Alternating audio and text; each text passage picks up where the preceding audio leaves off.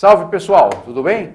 Ralph Peter com vocês novamente, programa Livros em Revista, que vai ao ar toda quarta-feira às 19 horas pela nossa BCC Television, que sempre tem efetivamente o firme propósito de levar até vocês um bom entretenimento com um elevado teor de cultura.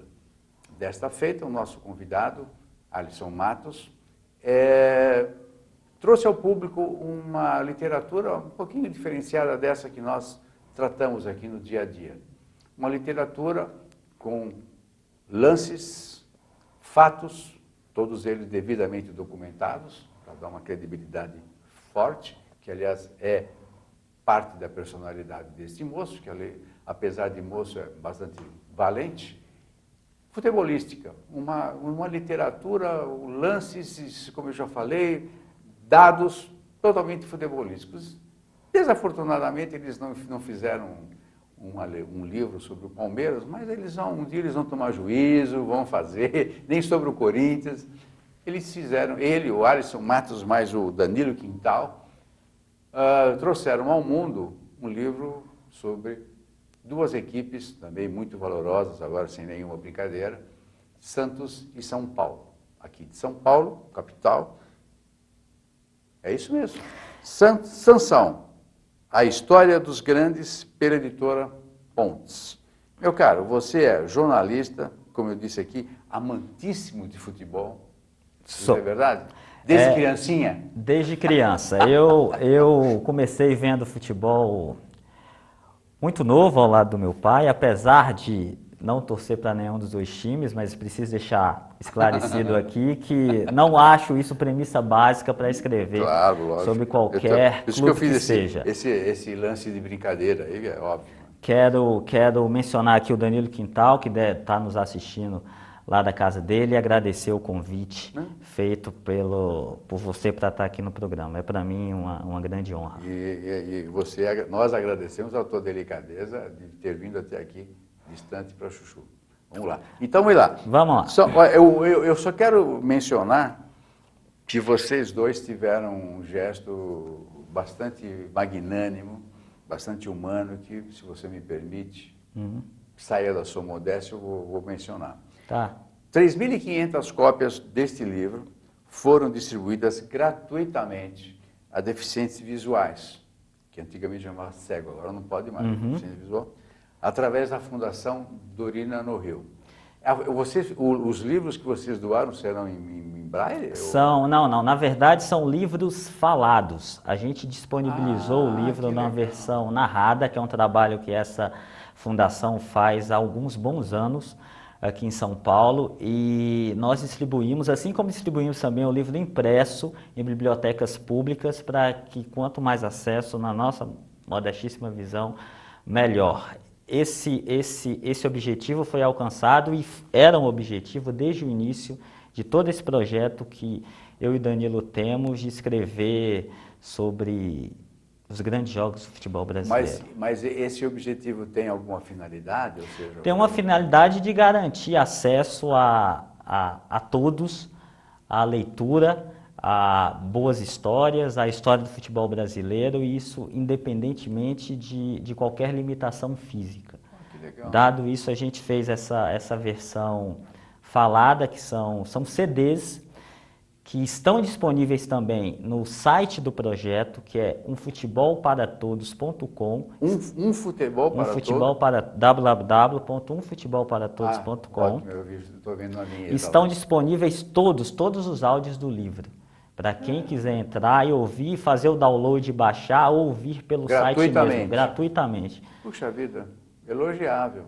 Eu não sabia, acabei de saber. Eu tinha lido esse lance das 3.500 cópias, mas essa é uma formação que você está incluindo nova para mim. Lá estão. Fantástico. Puxa vida, mais elogiável ainda. Escuta, dois gloriosos, importantes rivais aqui de São Paulo e tal. Por que você e o Danilo os escolheram? Vamos lá, o Danilo é um amigo jornalista, é poeta também, que fez faculdade comigo. A gente se formou junto. E o nosso trabalho de conclusão de curso resultou em um livro sobre as maiores tragédias de Flamengo e Fluminense. Nós formamos em 2012, então aquele ano era o centenário do Nelson Rodrigues e era também o centenário do Fla-Flu, do clássico. E resolvemos fazer um livro e homenagear os dois. Era um livro de crônicas como esse aqui, que a gente achava que é uma linguagem, infelizmente, cada vez menos incomum no jornalismo esportivo brasileiro, né? Qual linguagem? Da crônica esportiva, da a lá Nelson Rodrigues, Paulo Mendes Campos, a lá Armando Nogueira. Hoje a gente se vê essa coisa do hard news, muita informação, muita estatística, muitos números e pouca fantasia. E pouca formação, né? E pouca formação também. Então era um desejo nosso e uma homenagem de tentar resgatar isso.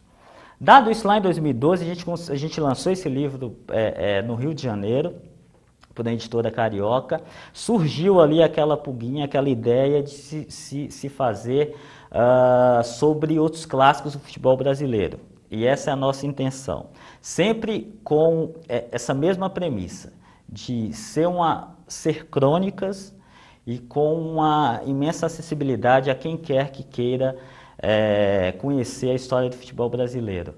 Então, esse Sansão, a história dos grandes, é também um resgate dessa linguagem que falta ao jornalismo esportivo brasileiro, que é a crônica, e a gente pode até discutir o porquê não se tem mais, eu tenho algumas opiniões a respeito, e também com esse objetivo alcançado de garantir acessibilidade às pessoas que se interessam por essa literatura esportiva. Eu acho muito importante a crônica, porque ela é sempre meio glamurosa, né? Na crônica sempre...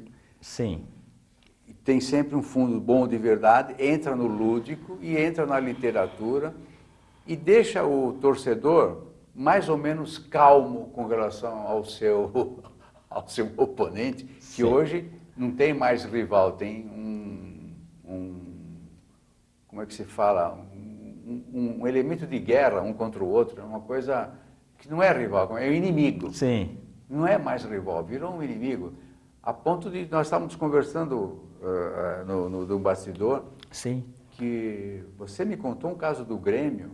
Isso ocorreu. Isso é uma loucura, isso para mim, eu nunca imaginei que pudesse ter um negócio desse. Em 87, os clubes se reuniram para organizar o Campeonato Brasileiro, foi daí que surgiu a Copa União.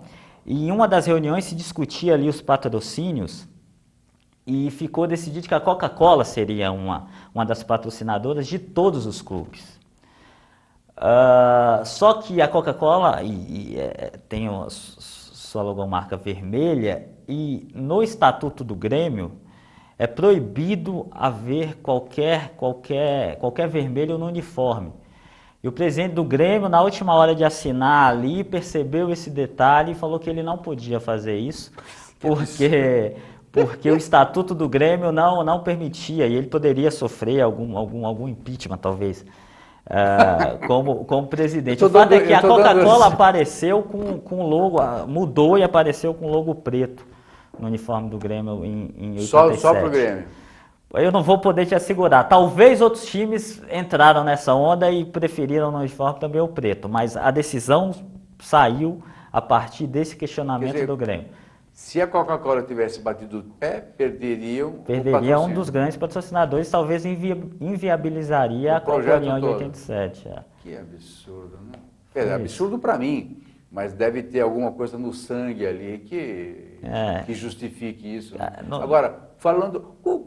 Duas coisas que eu queria perguntar para você. Uma é da crônica, que eu sinto que é muito importante você falar, porque ela não existe mais. Mas uma coisa que me chama a atenção, eu nunca fui um grande futebolista, gosto do futebol, gosto mesmo dos lances, então acho muito legal. Mas, francamente, tenho medo de entrar em estádio. Sempre tive, não é agora, sempre tive. Quando que surgiu, ou como ela foi fomentada, essa rivalidade de trincheira entre os times? Eu noto que, mesmo entre times pequenos, já se cultiva essa rivalidade exacerbada e que pode levar para um campo minado da violência. Isso nos remete à formação dos clubes, né? Por quem eles foram formados. Tem caso na Inglaterra que nas formações havia ali uma divergência entre patrões e empregados. Então são rivalidades que são alimentadas na sua incipiência, no seu início, por questões ideológicas. Depois disso vira uma questão quase que inexplicável, esse amor que as pessoas têm pelos clubes. Mas, início, por regra, há essa questão ideológica assim, e de uma rivalidade social aqui em São Paulo, por exemplo, a rivalidade entre Palmeiras ou São Paulo e Corinthians, ou Palmeiras e Corinthians, ou no Rio, com Flamengo e Fluminense. O Flamengo é conhecido por ter torcedores mais pobres, digamos assim. A elite no Rio, por regra, não é claro que há suas exceções, torce para o Fluminense. Então são questões sociais, são experiências sociológicas, que isso é importante também no futebol, sabe? Não é meramente um jogo. Há uma experiência sociológica, assim, frequentar o estádio e você observar esse tipo de detalhe, sabe? Você frequenta o estádio? Eu frequento com certa frequência, ia mais, confesso que ia mais, hoje vou bem menos por minhas funções, pelo meu trabalho, eu tenho menos tempo, mas vou assistir times que não. Eu moro aqui perto do Pacaembu, aqui em São Paulo, e volta e meia, quando tem alguma coisa, eu vou a pé, vou ver um jogo que nem é do time que eu torço. Isso é o ideal para você analisar mesmo, né? Vou, sem paixão. Sem paixão. Você sabe que as poucas vezes que eu fui ao estádio, sempre que eu sabia que ele fosse ficar vazio, né, levar meus filhos pequenos para conhecer e tal, eu acho que é um dos esportes mais apaixonantes que existe. O frisson, a emoção de um estádio é um negócio inexplicável. É inexplicável. Eu considero inexplicável. Eu já fui assistir jogos que não eram do Palmeiras, que eu fui ensinado a gostar do Palmeiras, então, mas hoje ligo a mínima para isso. Sim. Mas, então eu fui ensinado a gostar do Palmeiras, a minha imagem materna era o Palmeiras e tal. Mas eu ia assistir alguns jogos, quando eu sabia, como eu já falei, não ia ter rivalidade, não ia ter brigas e tal. Mas olha, mexe com a tua alma. É um negócio assim, por mais isento que você queira ficar, é muito mais forte do que você. No começo você ainda pode ficar meio, né, zen. Depois aquilo te toma de uma maneira que é impossível que você não fique de um lado ou de outro. Sim. É literalmente impossível. Você falou do lance sociológico. Sim. Se mal me lembro, havia um clube aqui em São Paulo, talvez o São Paulo, que não admitia jogadores negros, é isso? Então, assim, há algumas divergências. O que eu posso te afirmar é o seguinte, no Brasil, quem abriu as portas para jogadores negros foi um clube carioca, foi o Vasco da Gama. Eu pensei que tivesse sido o Corinthians. Não foi. Foi o Vasco, lá no Rio, que abriu essa porta e a partir daí, por exemplo, abriu-se oportunidade para quem viria a se tornar depois um grande ídolo do futebol nacional, que foi o Leônidas da Silva, ainda na década de 30. O dono da bicicleta, Diamante Negro. O Diamante Negro, o inventor da bicicleta. Entendeu? Então aqui em São Paulo eu confesso que não sei se algum proibia, eu não tenho essa informação. Mas sei que o Vasco foi o primeiro clube a abrir as portas para jogadores negros. Eu ouvia, francamente, como você é um historiador, eu desconheço. Achei que você havia permeado, aliás, falar nisso, permeado pelas histórias. Você teve dificuldade para levantar esses dados todos que vocês colocam? Não, assim, a gente teve dificuldade, por exemplo, esse é um clássico que começa o Sansão começa em 1930, ainda não com esse nome. O Sansão foi batizado por um jornalista, Tomás Mazzoni, da Gazeta, à época, na década de 50 já.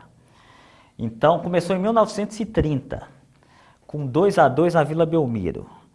Mas o futebol no Brasil se profissionalizou 3 anos depois, em 1933.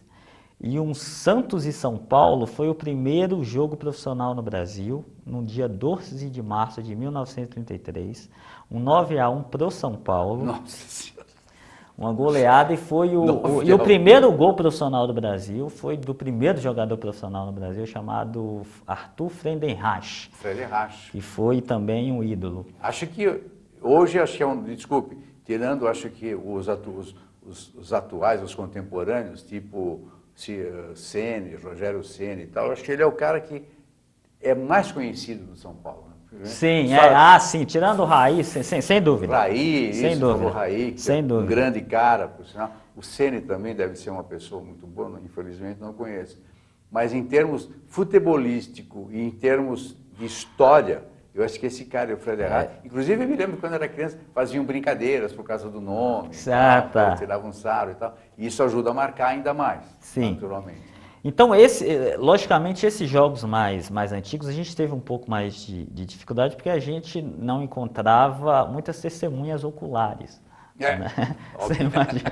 Então, mas os clubes, tanto o Santos quanto o São Paulo, nos forneceu acesso aos seus acervos e lá estivemos algumas vezes. Olha. Esses dois clubes têm historiadores também, que Eles acompanham, eles ficam... Sim, eles têm alimentando dados? Tem um acervo lá robusto, os dois clubes.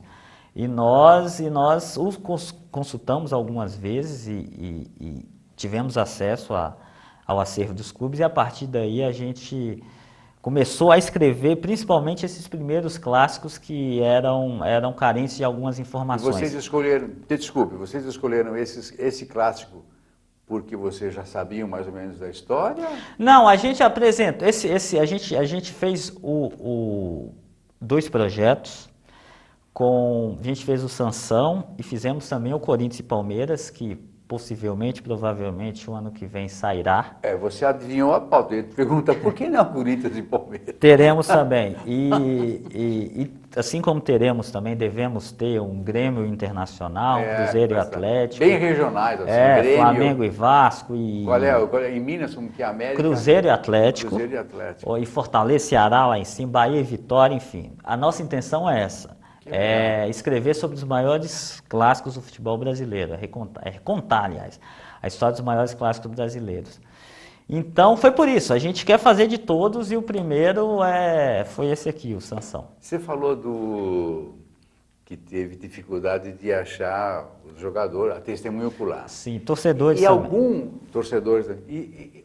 Algum jogador sobrevivente está ainda por aí, não? Não, dessa época não. Dessa né? da década de 30, Possível, infelizmente não. E nem torcedores, assim. Os familiares tinham fotografia, esse negócio? Tinham, até tem, mas também era coisa muito rara, né? Foto naquela época era uma coisa rara, também foto era uma coisa muito rara. Então, o que nos restava foi recortes de jornais, e muitos deles com informações imprecisas, então...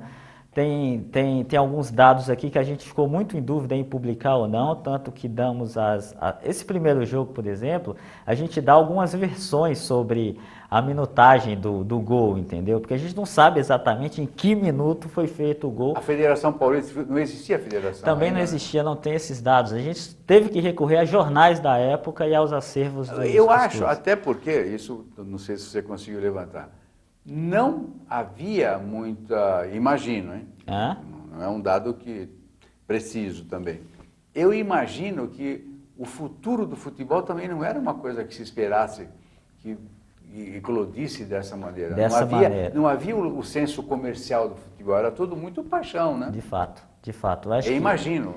Você tem um pouco de razão. O futebol se populariza com a Rádio Nacional com Getúlio Vargas, que levou o futebol carioca em especial ainda AM, né, para todos os cantos do país. Isso talvez é o maior responsável, certamente, pelo Flamengo ter a maior torcida do Brasil. Eles têm, o Flamengo tem a maior torcida do Brasil. Isso se deve, evidentemente, à Rádio Nacional, que levava o futebol carioca, em especial por estar no Rio de Janeiro, né? A capital federal era o Rio de Janeiro, e o Flamengo teve também um grande ídolo popular, que foi o Leônidas da Silva. Então o Flamengo teve esse grande ídolo nacional em uma época que a rádio se popularizou. isso fez com que o Flamengo até hoje tenha... E era uma época, eu me lembro, que as torcidas conviviam juntamente. Era outro... Se você é muito jovem ainda não presenciou isso. Mas mesmo nos estádios de várzea, que havia muito, você nem sabe o que é isso, né? Várzea eram campos de bairro, campos de futebol, que os caras jogavam lá e tal. Então as torcidas ficavam juntas, não havia essa guerra. Literalmente essa guerra, essa burrice, essa idiotice, essa maluquice que os caras praticam hoje. Isso de todas as torcidas, não tem a menor nem maior. São todos uns imbecis. Que se resultou aqui em São Paulo, Palmeiras e Corinthians, ou Santos e Palmeiras, ou São Paulo e Palmeiras, ou São Paulo e Corinthians, são torcidas únicas sempre, né? Não tem mais... Pois é, eu vejo radialistas indo contra essa medida que os caras tomaram e tal, mas, é sanadora. Não dá para conviver, infelizmente não dá. Me parece que em Belo Horizonte também é assim. Claro. Seguir um modelo, porque E outra, fora o custo muito alto de pessoas para você comandar um derby, como se chamava antigamente, né? Um derby. E é um risco porque não envolve só dentro de campo, né? Não envolve só no estádio. Por exemplo, se encontrarem numa estação de metrô, por exemplo, é a barbárie. Não tem condição. Não tem a mínima uma pessoa isenta não pode andar de metrô domingo de tarde. Escuta, algum lance curioso que você Aqui tem alguns. Aqui, além desse... Só uns 15, no máximo. São 20 jogos ao todo. Assim, além do primeiro jogo profissional no Brasil, aqui o leitor saberá, ou descobrirá, ou lerá partidas que o trazem essa informação. Qual foi a maior goleada do São Paulo em cima do Santos? Não foi essa de 9-1? Foi essa, não, foi essa de 9-1. Achei que tinha rua. Mas sabe também qual é a maior goleada do Santos em cima do São Paulo. Saberá também o dia em que o Santos, do Pelé, do Pepe, o grande Santos da década de 60, fugiu do São Paulo. Como assim? Tem um jogo emblemático. Tiveram que sair correndo? Tiveram que sair de campo, começaram a fingir contusão. Por quê? Porque em um jogo anterior, o Santos havia aplicado uma goleada no São Paulo. No jogo seguinte, o São Paulo entrou de forma arrasadora e com sangue nos olhos e com um teor de vingança, daqueles. E começou a jogar de certa maneira que surpreendeu a equipe do Santos, começou a fazer gol, e daí viu que poderia se repetir a goleada do jogo anterior. Os caras do Santos foram expulsos, o Pelé inclusive foi expulso nesse jogo. E à época, até 7 jogadores poderia permanecer em campo. Até 8 jogadores se poderia permanecer em campo. Hoje é 7, né? Menos que isso, hoje é 7. Não poderia. E os caras do Santos, o último, o Belindi foi expulso, teve um outro jogador que resolveu fingir uma contusão no segundo tempo, e o juiz, o Armando Marques, foi obrigado a encerrar a partida com uma vingança de certa forma, mas não com a goleada anterior. Certamente foi uma vitória de encher os olhos de quem é torcedor do São Paulo. Mas aqui eles vão ver o surgimento do Diego e do Robinho, do Neymar e do Ganso, da despedida do Raí, que foi um jogo marcante também para o torcedor do São Paulo, uma goleada em cima do Santos, que está relatado aqui. Tem informação de bastidores sobre uma rusga, um desentendimento entre o Tele Santana, que era técnico do São Paulo, com o Serginho Chulapa, centroavante do Santos. Então tem bons elementos, boas histórias que o leitor que gosta de futebol, que seja torcedor do Santos e São Paulo, vai descobrir aqui. A impressão que dá é que o espírito do jogador é tudo igual, né? Ou é a impressão minha? Eu acho que sim. São aguerridos, ok. Uhum. Muitas vezes maledicentes, meio que cafajestes mesmo. Isso é uma imagem que os caras fazem questão de passar, né?